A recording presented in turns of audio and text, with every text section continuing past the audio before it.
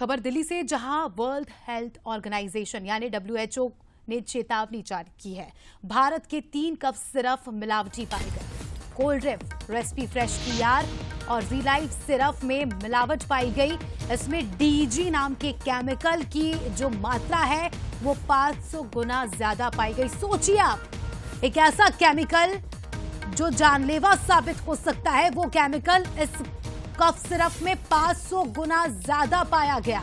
WHO ने सभी देशों से सूचना मांगी। बच्चों के लिए सिरप बेहद खतरनाक है। अवैध निर्यात के सबूत फिलहाल नहीं मिले हैं। भारत ने ये दावा किया है। आपको बता दें कि सिरप को तुरंत बैन करने की सलाह WHO यानी वर्ल्ड हेल्थ ऑर्गेनाइजेशन ने दी है। इस वक्त की बड़ी खबर आपको बता रहे हैं।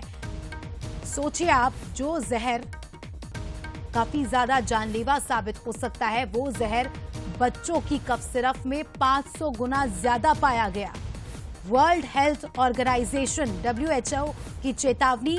भारत के 3 कप सिरप, आप भी नाम याद कर लीजिए, cold drink, recipe fresh TR और रिलाइव सिरप को पूरी तरह से बैन करने की बात WHO ने की है।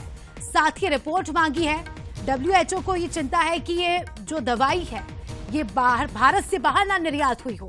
हालांकि भारत ने ये दावा किया है कि इस जो दवाई का एक्सपोर्ट नहीं हुआ है। हालांकि जांच जारी है पूरे मामले में। WHO ने सभी देशों से सूची मांगी है और सभी देशों को ये चेतावनी भी दी है कि ये जो 3 सिरप है ये काफी ज्यादा खतरनाक साबित हो सकते हैं। खासकर अगर छोटे बच्चे इसका सेवन करते हैं तो उनके स्वास्थ्य पर इस सिरप का तुरंत असर देखने को मिलेगा। देखिए, छिंदवाड़ा में जो 25 बच्चों की मौत हुई वो इसी जहरीली सिरप के वजह से हुई। ज्यादा डोज भी नहीं लिया था बच्चों ने, महज 1 या 2 डोज में बच्चों की तबीयत बिगड़ी, बच्चों की किडनी फेल हुई, उनके लिवर पर असर हुआ और बच्चों की दर्दनाक मौत हुई।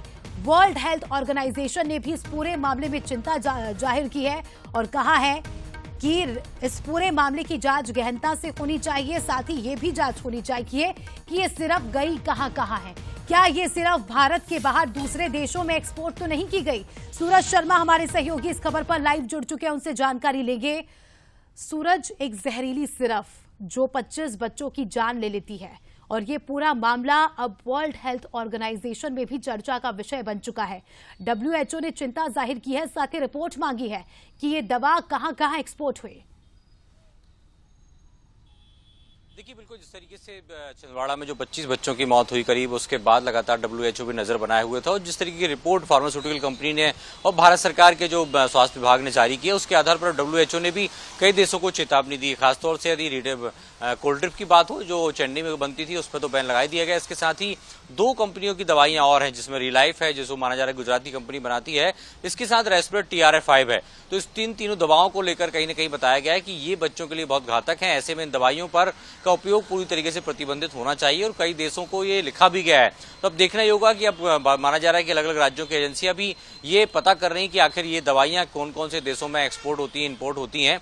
तो इसको लेकर भी पूरी डिटेल रिपोर्ट तैयार की जाएगी और जहां पर भी इन दवाइयों की सप्लाई होती है वो कहीं न कहीं उन्हें प्रतिबंधित किया जाएगा, क्योंकि जिस तरीके का लिक्विड और जिस तरीके का कंटेंट इनमें मिल रहा है वो कहीं न कहीं बच्चों की लाइफ के लिए बहुत बड़ा रिस्क है। शायद यही कारण है कि WHO ने चिंता जताई है। अब देखना ही होगा कि किन किन राज्यों के लिए नोटिस जारी होता है और जहां जहां प्रोडक्शन होता है उन फैक्ट्रियों को क्या सील किया जाएगा, किस प्रकार से अगली कानूनी कार्रवाई होगी, ये आने वाले समय में बहुत जल्द सामने आएगी। ठीक है, शुक्रिया आपका सूरज, जुड़ने के लिए और जानकारी के लिए।